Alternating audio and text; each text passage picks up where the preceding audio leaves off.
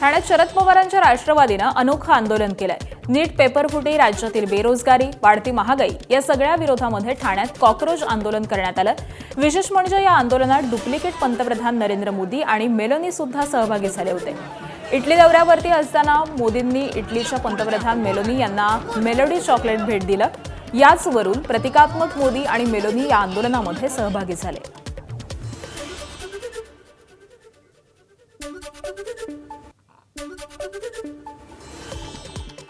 या आंदोलनामध्ये तुम्ही सहभागी होताय, डुप्लिकेट मेलोनी आणि तुम्ही काय नेमकं म्हणायचं तुम्हाला? जे आपल्या देशामध्ये जे काही आता सध्या चालू आहे ते जे यंग जनरेशन आहे, जे एवढा वर्ष अभ्यास करून जेव्हा जॉबसाठी प्रयत्न करतात, तर त्या विद्यार्थ्यांसाठी किंवा ज्या मुलांसाठी आपल्या देशामध्ये काही केलं जात नाही आहे। फक्त त्या विद्यार्थ्यांसाठी फक्त दिशाभूल केली जाते, त्या अगेन्स्ट आपण हे सगळं करत आहोत।